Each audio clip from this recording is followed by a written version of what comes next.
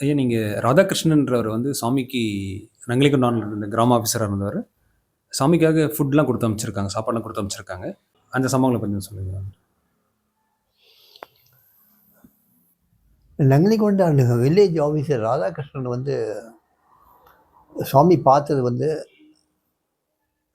அங்கே தெருவில் நடந்து வரும்போது ரஜினி கஃபேக்கு வெளியே வச்சு தான் சாமிக்கு அவர் அறிமுகம் பரிச்சயமே அப்போ தான்.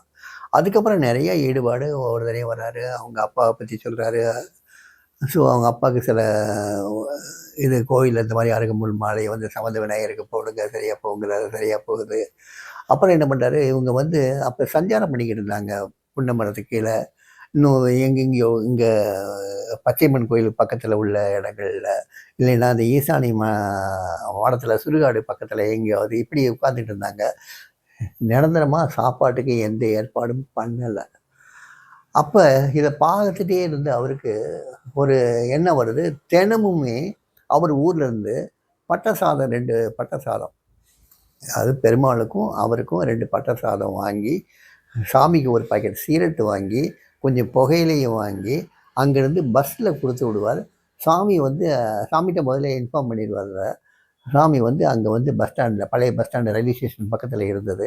அந்த பஸ் ஸ்டாண்டில் உட்காந்துருந்து அந்த பஸ் டிரைவர் வந்து கொடுக்க தண்ணி காத்திருந்து அதை வாங்கிட்டு போய் புன்னமரத்துக்கு கீழே உட்காந்து சாப்பிடுவாங்க. இது ரெகுலராக பண்ணுவார் அவர். இதை பார்த்துட்டு இருந்தவர் தான் ஜார்ஜ். ஒரு நாள் வந்து அந்த பஸ் வரலை, ஆகாரமும் வரலை. அதை பார்த்து இந்த ஜார்ஜ் என்ன பண்ணுறாரு, நேராக போய் அவர் போய் தன்னுடைய பணத்தில் வந்து பட்டசாதம் வாங்கிட்டு வந்து அவருக்கு கொடுத்து, அவரையும் சாப்பிட வச்சு பண்ண உடனே அவருக்கு ஜார்ஜுக்கும் பார்த்திங்கன்னா இவர் மேலே ஒரு ஈடுபாடு வந்துடும். ஈடுபாடு வந்து 3 பேருமே சஞ்சாரம் பண்ண ஆரம்பித்தாங்க. இதை ராதாகிருஷ்ணன் பார்த்துட்டு அதுக்கப்புறம் 3 சாப்பாடு ஆரம்பித்தார். அதுக்கப்புறம் நங்கலிகொண்டான் ராதாகிருஷ்ணன் பண்ண சேவைகள்லாம் பார்த்திங்கன்னா ரொம்ப உன்னதமான சேவைகள். அந்த காலத்தில் ஒரு பிச்சைக்காரன் மாதிரி ஒரு எந்த விதமான பிரபலையுமும் அடையாத ஒரு ஞானியை அவர் அடையாளம் கண்டு அவருக்கு ஆகாரம் கொடுத்து, அவருக்கு சில பழக்கங்கள், அதாவது ஸ்மோக்கிங் பண்ணுறது, அவருக்கு வந்து கொஞ்சம் புகையில வந்து போட்டால் தான் அவர் வந்து அவருக்கு சில காரியங்கள் இயற்கை உபாதையிலேருந்து கழிக்கிறதுக்கு சில இதெல்லாம் வேண்டியது, அதெல்லாம் அவர் வாங்கி கொடுத்தார். அவர் எல்லாம் வாங்கி கொடுத்து அப்பயே அவ்வளோ சேவை பண்ணார். அப்பேற்பட்ட ஒரு பக்தர் இப்போ சமீபத்தில் கேள்விப்படுறோம், காசிக்கு போய் மறைஞ்சிட்டாருன்னு கேள்விப்படுறோம். எந்த அளவுக்கு உண்மையோ தெரியல. ஆனால் இப்படிலாம் பக்தர்கள் சுவாமிக்கு அந்த காலத்திலே இருந்திருக்காங்க. எந்த காலத்தில் 1965க்கு மேலே உள்ள காலத்தில், 1975 வரைக்கும் உள்ள காலத்தில், 10 வருஷ காலத்தில் ராதாகிருஷ்ணன் மாதிரி, பெருமாள் மாதிரி, ஸ்ரீனிவாசன் மாதிரி, இன்னும் இந்த மாதிரி டிவோட்டிஸ் பாண்டு மாதிரி நிறைய பக்தர்கள் இருந்திருக்காங்க.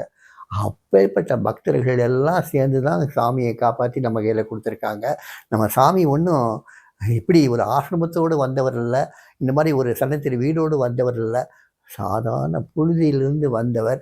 அவர் இந்த புழுதியில் இருந்தாலும் அது ரத்தனம்தான் தெரிஞ்சுக்கிட்டு இந்த மாதிரி உள்ளவங்க தான் பார்த்து அதை பராமரித்து பத்திரப்படுத்தி இன்னைக்கு உள்ள டிவோட்டி கையில் கொடுத்துருக்காங்க. அந்த மாதிரி அவரை பார்த்துக்கிட்டு அந்த அத்தனை பக்தர்களையும் இன்னைக்கு நினைக்கிறதே உங்களுக்கு முக்தியை தரும். தயவுசெய்து நினைங்க. இந்த ஆசிரமத்தில் அந்த மாதிரி பக்தர்கள் படத்தெல்லாம் மாட்டுங்க. இன்றைக்கும் ஆனந்த ஆசிரமத்தில் அந்த டைனிங் ஹாலில் பப்பா மாதாஜியை அந்த காலத்தில் பார்த்து பக்தி செலுத்தின அத்தனை பக்தர்கள் படத்தெல்லாம் மாட்டியிருப்பாங்க. அதே மாதிரி நம்ம ஆசிரமத்துலேயும் மாட்டட்டுமே. ஏன் அவங்களெல்லாம் ஒதுக்குறாங்க? ஏன் அவங்கள எல்லாத்தையுமே வந்து மறக்கணும்னு நினைக்கிறாங்க? தெரியல. அவங்களெல்லாம் ஞாபகப்படுத்தி வைக்கிறதே நம்ம சாதனாவுக்கு உறுதுணையாக இருக்கும். தயவு செய்து அதை செய்கிறதுக்கு வேண்டிய ஏற்பாடு பண்ணுங்கள்.